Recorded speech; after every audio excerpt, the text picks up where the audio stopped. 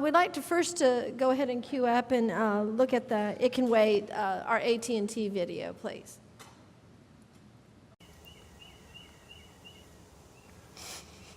I don't remember anything about the accident. She had her life planned. She was always planning everything.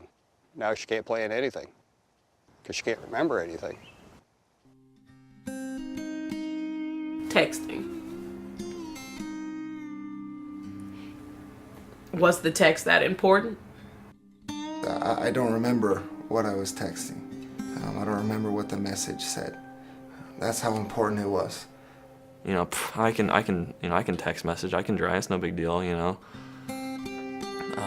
I thought that up until the accident. His legs are gone.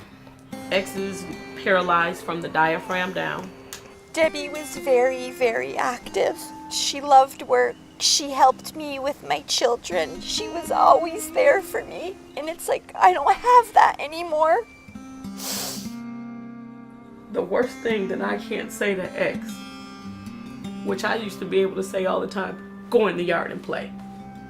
I can't say that anymore. I want people to look at me and look at what I did and what I caused and say, I don't want to be that guy.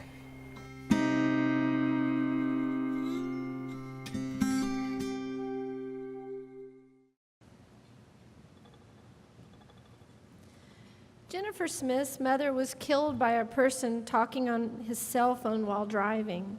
Her story was featured in the award-winning New York Times series, Driven to Distraction. That was 5 years ago. Since then, Jennifer has dedicated her life to educating people about the dangers of cell phone use while driving and working with families who have lost loved ones. Jennifer founded StopDistractions.org as an outlet for victims and their families to share their personal stories. She has been recognized by the U.S. Department of Transportation as a woman in transportation history for her work. She is here with us today in support of her mission to help people understand why it's not okay to be on the phone while driving. Help me to welcome Jennifer Smith.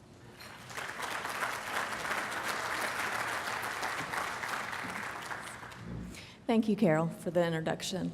I would like to give a special thanks to the Texas Department of Transportation for holding this event, and especially to each of you for taking the time out of your day to come here and attend and to learn.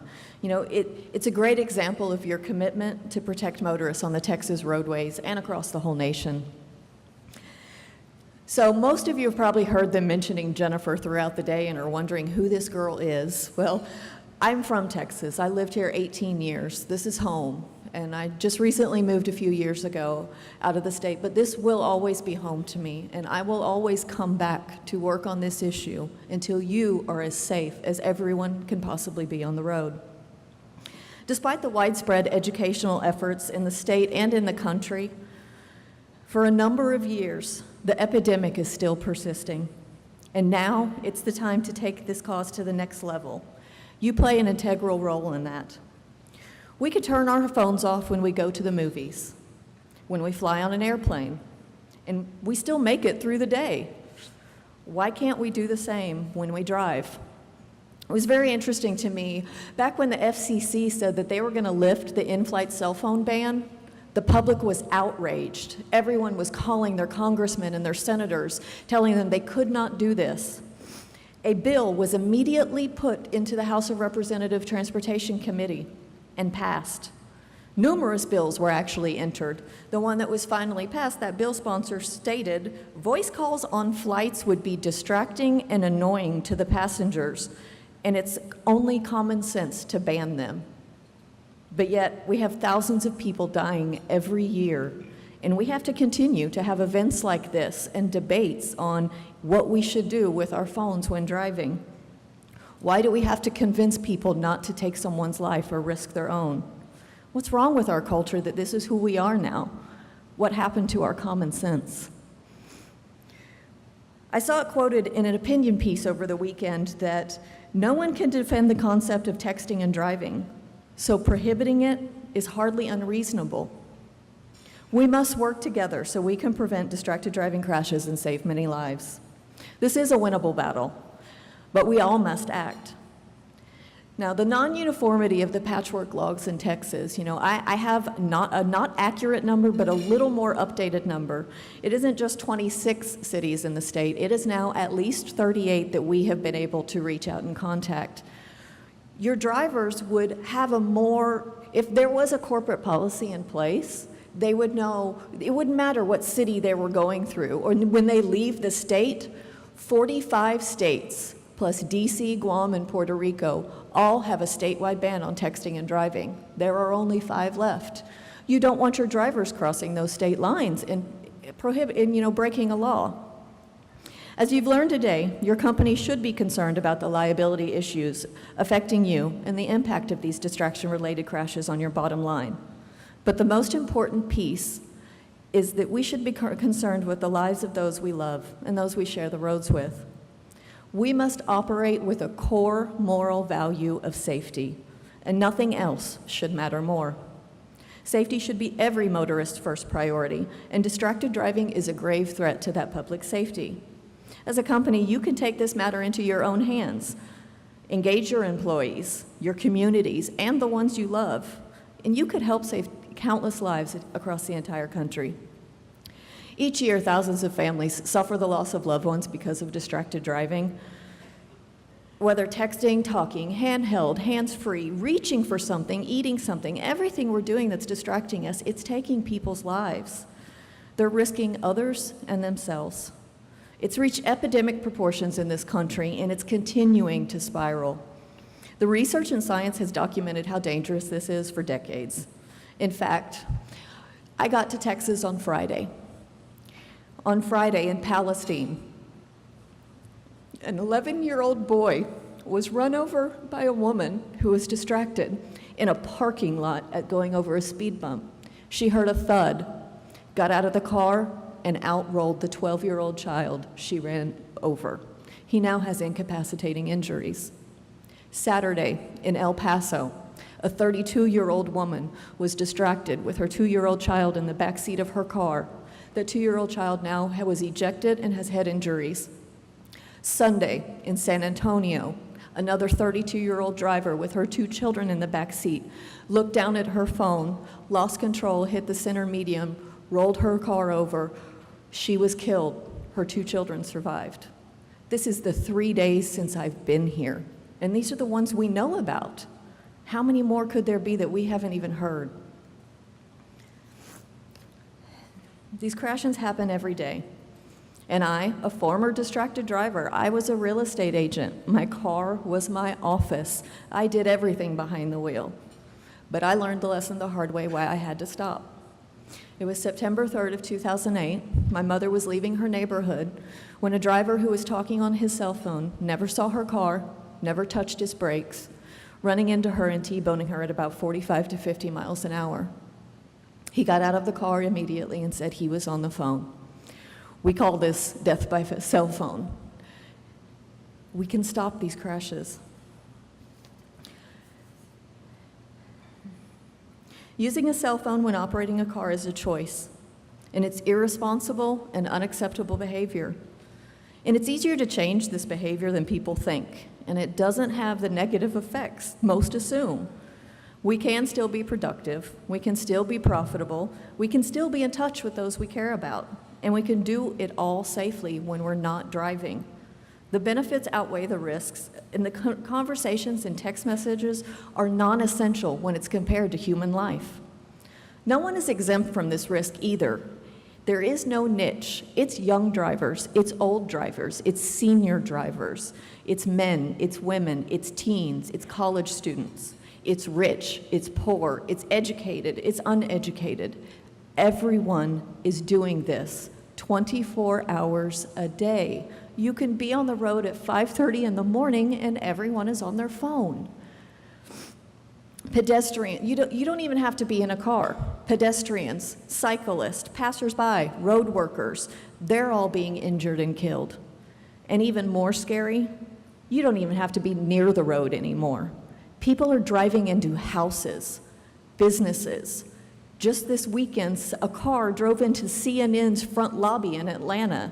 We don't know the cause, but you are not even safe in your own home anymore because a texting driver could drive straight through your living room. It's an issue we all have to have the same universal goal of saving lives and changing behavior, and we all must play our part.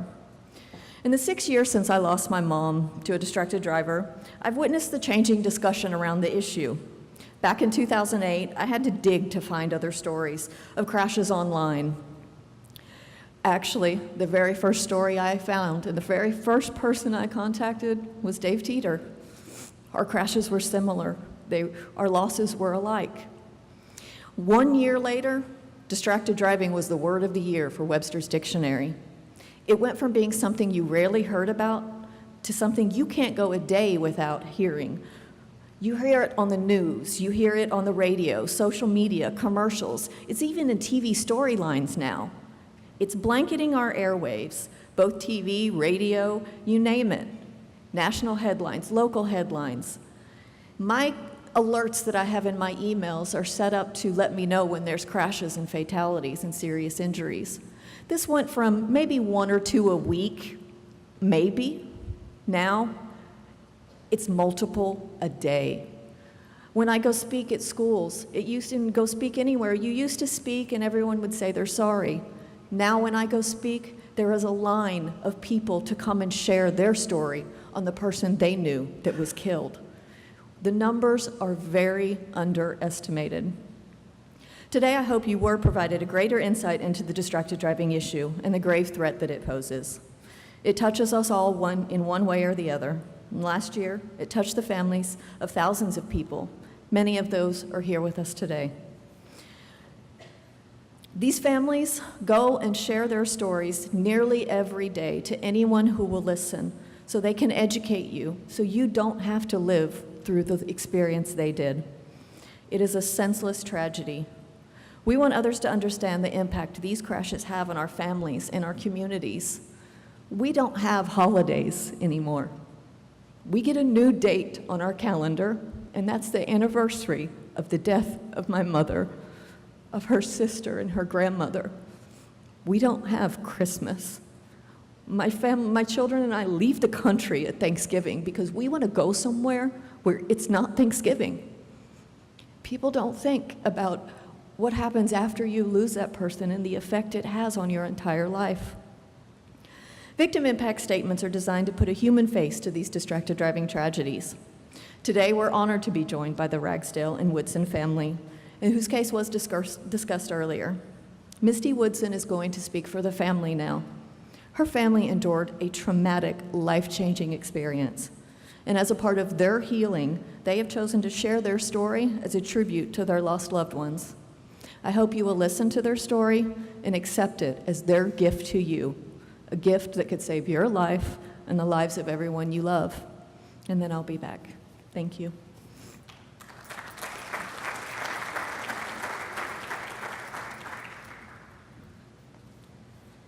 You'll have to forgive me. I'm not a public speaker at all. I never thought that I would be here sharing my story, standing in front of you all. I grew up in a small farmhouse outside of White Rock, Texas. My parents raised my sister and I in a 2-bedroom, 1-bath house, and I know what you're thinking. How did 3 women survive with, 1 bathroom, or how did Dad survive, I guess, with that 1 bathroom? But we did, and we were all closer for it. I left home as soon as I graduated high school. I couldn't wait to leave that small town. My sister, on the other hand, that's where she'd always wanted to be. She wanted to settle down and have a family there. As soon as she graduated high school, she married her high school sweetheart. That was Jeremy Ragsdale. They married November 27th, 1998.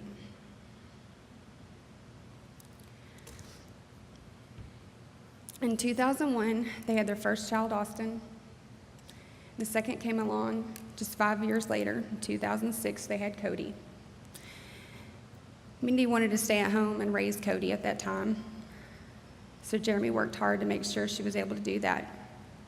She was finally able to be the kind of mom she'd always wanted to be. In January 2010, Mindy, being the caring person she was, she took care of my dad's parents. Guinea and Granddad is what we called them. My mother's mom, Nana. She'd go over every morning and make sure that they had everything they needed, make sure that they needed to run errands. She did that for them. Me, I was going to school full time. I'd been a computer technician for several years and lost my job to outsourcing, so it was time for a career change.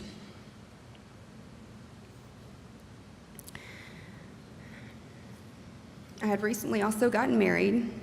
My husband had 2 kids, and we had gained custody of those kids. So I had my hands full with school and adjusting to having 2 little ones of my own. January 8th is Austin's birthday, Mindy's oldest son. He was turning 9 that year. Mindy, of course, was having a birthday party just like she'd always done. Family got together for dinner, then we went to Main Event to celebrate. My birthday on the 20th, and honestly, I can't remember if I celebrated it or not. My birthday will never be the same for me because 5 days after my birthday, January 25th, 2010, that's the day I'll never forget. That morning, my husband left early for work and I dropped the kids off to school. I had just gotten back home when the phone rang. It was Mom. She was calling to see if I'd heard from Mindy. It's not unusual for her to do that. But Mom had spoken with her earlier that morning and she was having car trouble, but she was taking Austin to school and she was going to stop by my grandparents' house and borrow their car so she could go check on my grandmother. Well, I guess Dad had heard from a neighbor that there had been a car accident at the very end of their road.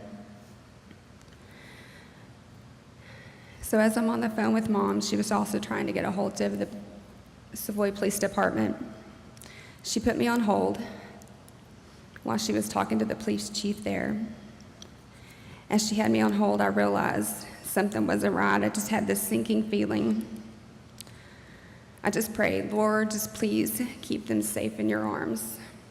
As soon as I said that, she came back on the phone and said, Misty, they didn't make it.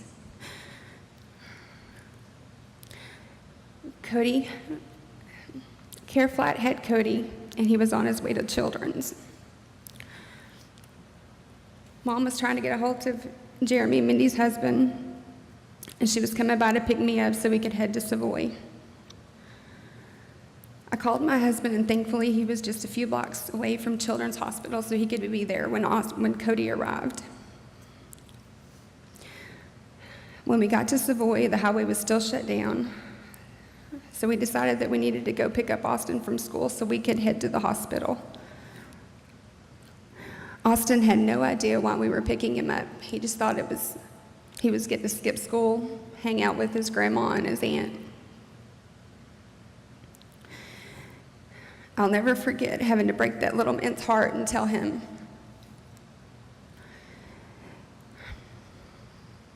that his mom had gone to heaven. Needless to say, the ride to Dallas seemed like it took forever.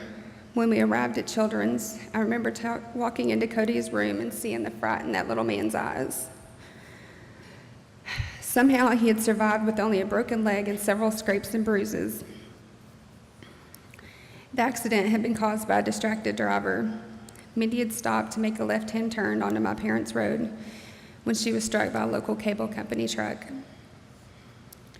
The driver, Davion Bennett, had his cruise set and was operating his phone. He said he had only looked away for a second, but it was 14 seconds.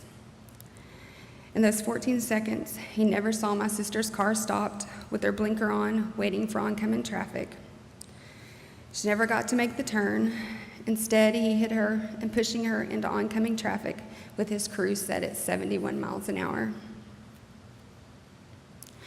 The driver that hit her from the front was going 60-something miles an hour. I don't know all the details, and I'm not sure that I cared to know. I've seen a few select photos of the accident and not sure I could stomach much more. There are 2 photos that stick out in my mind. The first is the side view of the car at the accident site. The car landed upside down like it had been hit by a bomb.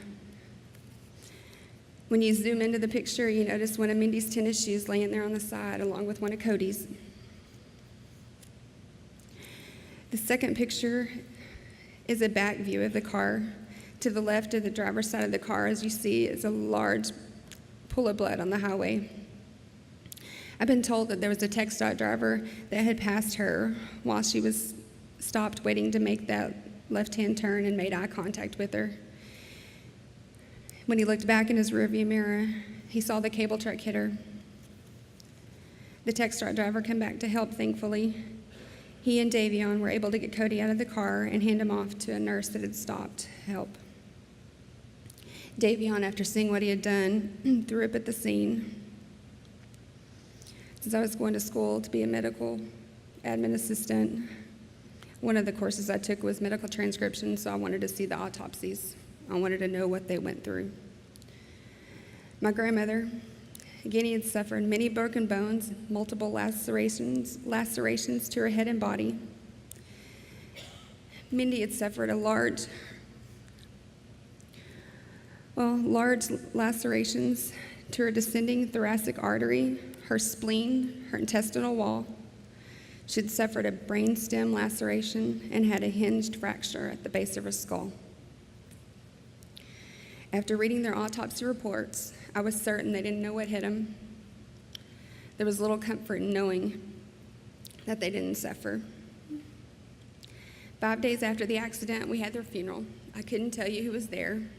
People have told me that there were cars parked for miles down the highway. All I remember was holding on to Cody, thinking, thank goodness he was still there.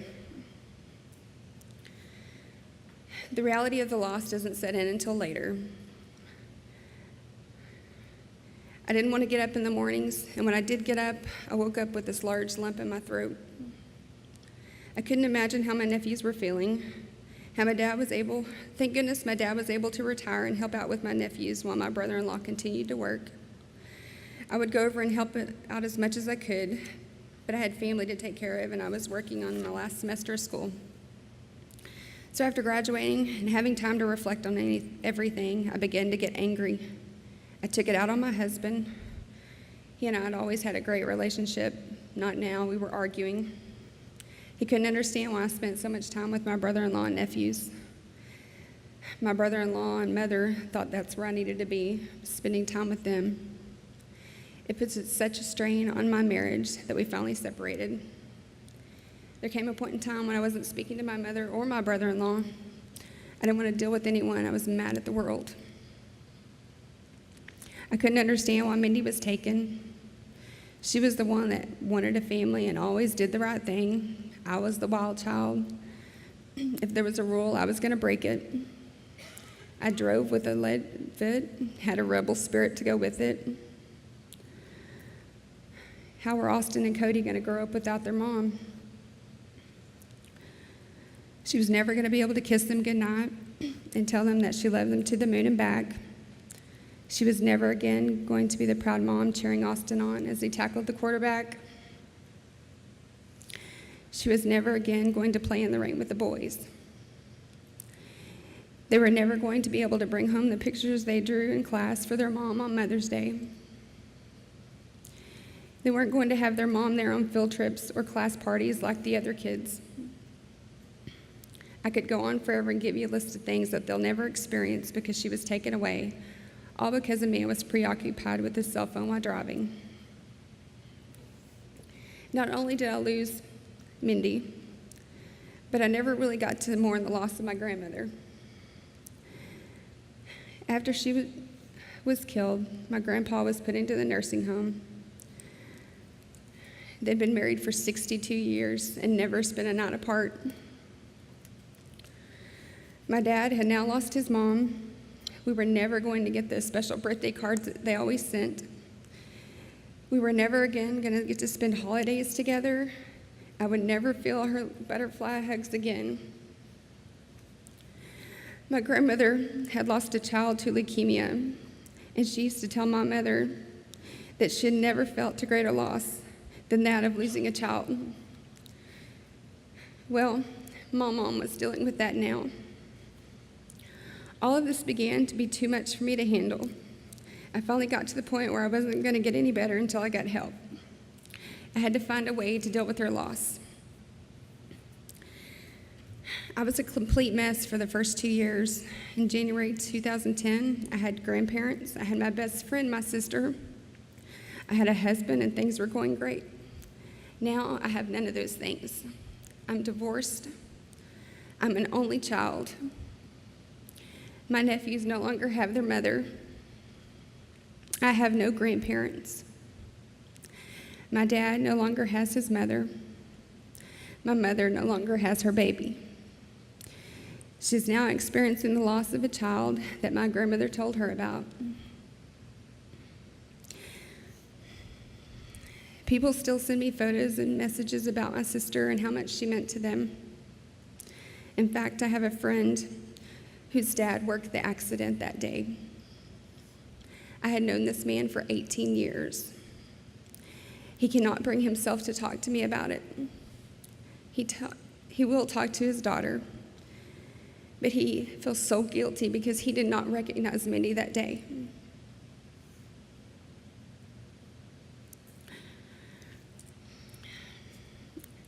I've been to a few conferences now and have lobbied at the Capitol to get laws changed. It's absolutely mind-blowing to me to think that our government thinks it's okay to text and drive going 75 miles an hour down the highway, but it's illegal for you to use your cell phone in a school zone going 20 miles an hour. What difference does it make if you're driving 20 miles an hour or 75 miles an hour? If you're distracted while you're driving, it's a matter of time before you're in Davion's position.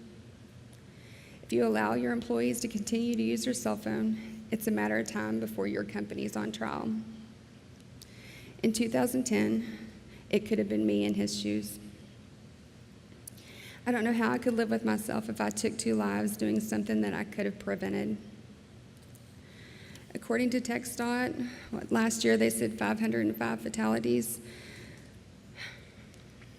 When you start to think about whose life it affected by just one loss, it's hard to believe our society thinks it's okay to drive distracted. Losing them affected not only Mindy and my grandmother's immediate family, but their extended family, their friends, Austin and Cody's classmates. To think that driving distracted can take another person's life, are you willing to live with the guilt of knowing you've taken a life and affected so many, or do you want to stand here talking about your loved ones?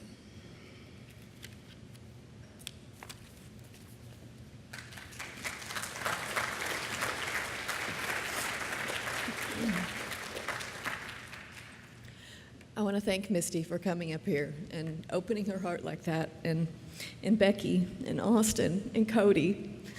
Austin has been with us fighting for years. In 2011, Austin was in the Texas Capitol 1 year after he lost his mother, standing there holding a photo of her, trying to convince people not to text and drive, and he's still going strong. Sadly,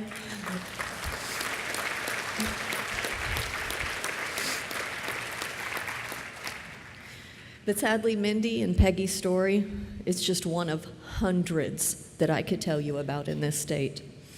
And this number keeps rising. They told you now, 505 deaths last year that we know of that were distraction related. There's countless more we're unaware of. By now, we all know someone who has been affected or involved with a crash when a cell phone distracted driver. We have many here today. Javier Zamora, an Iraq veteran, was killed by a driver on a cell phone. He could survive war to come home and be killed. Megan Small was getting ready to graduate from Baylor. She was killed by a texting driver and talking driver. The Woodsons. There's so many stories I could go on and on. I got to have the pleasure of hanging out with the Berry boys. You guys may not know their story. These are two little boys from Houston, Texas. They were coming home from a family vacation in Colorado in 2011, in July. A driver was changing the DVD for his child in the back seat. His wife was sitting in the passenger seat. she could have done that. He went left of center, hit the parents' car head on. Both of their parents were killed, and these two boys are left spinal cord injured. Their sister luckily survived with a broken arm and leg.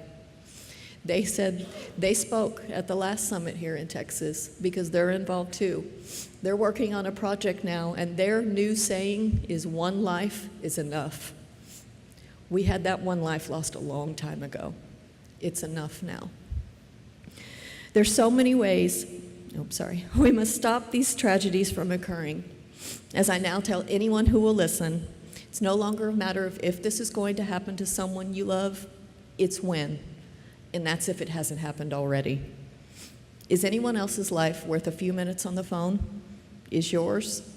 Is that conversation or text message really worth it? After listening to Misty's story just now, I know the answer is no.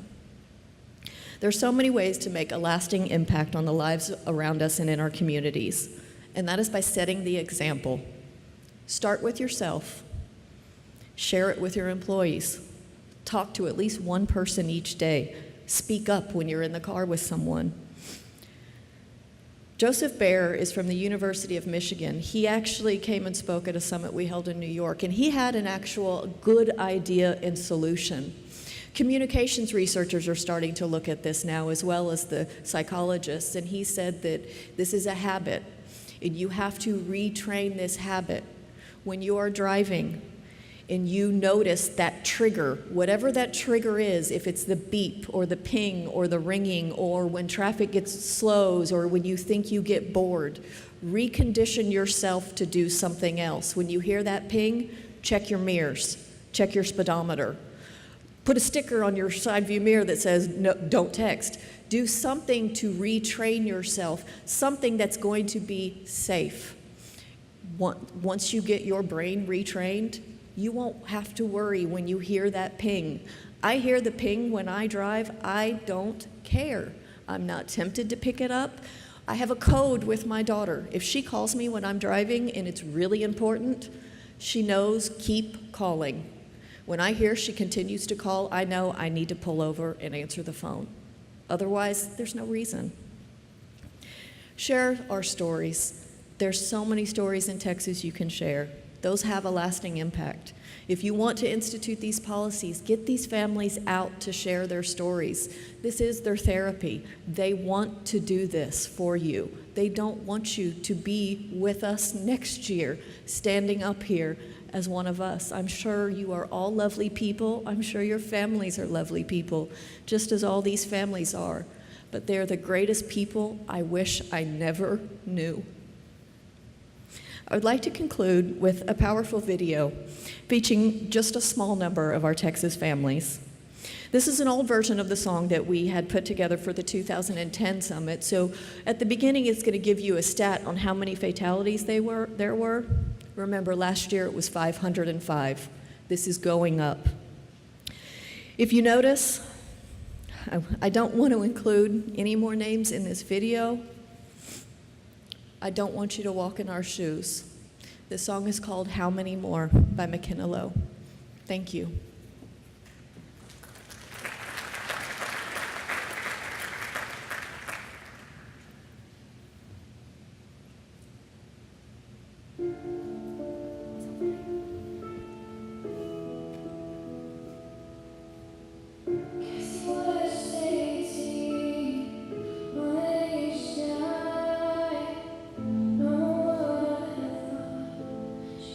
Suicide, but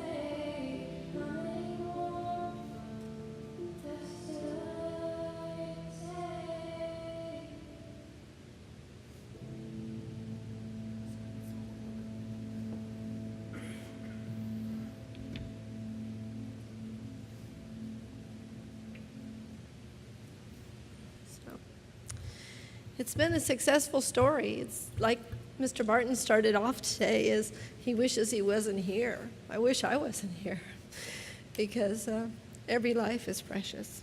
But that's our job, all of us. That's what we have to take away from here. And I think we take from it, we learn from it, and we see that, and first and foremost, we step up and say it's not acceptable. Because this is a common thing to us. And we just put it aside and say, well, it's just part of doing business. It's part of driving. Well, it isn't, because I don't want it to be any of the people that I love the most. So if it takes a policy, if it takes whatever it takes, if it just takes us turning off the damn phone, that's all it is. It's not that hard, because it certainly can wait. But I want to acknowledge all the people, all of our speakers were wonderful. Such great information that tells us from that logic side to the legal side to the personal side to every side that this is truly, truly something all of us have to focus on. I want to thank Terry Pence and my Marcia and my Sherry Matthews team that put this on. What a wonderful job y'all did. That's why we're here. Certainly, one of the most important things that we do, and one of the things that I think is my most important job, and thank for Zach for being here and being brave and standing up and talking and doing the things that he does. And we'll be watching for him. Now I know someone to watch for an Indy race. So with that, certainly want to thank all of y'all for being here too, because you took the time. I know everyone's schedule is so busy, and we all are doing way, way too much. But to come and to take away and to be a part of it, because it just takes one of us. And if we take this and spread this word 10 times, 4 times over, that's all that matters. With all of that being said, I want to thank y'all for your participation. Thank y'all for being here. Go spread the word. And thank y'all all for being. And we hope to see you next year.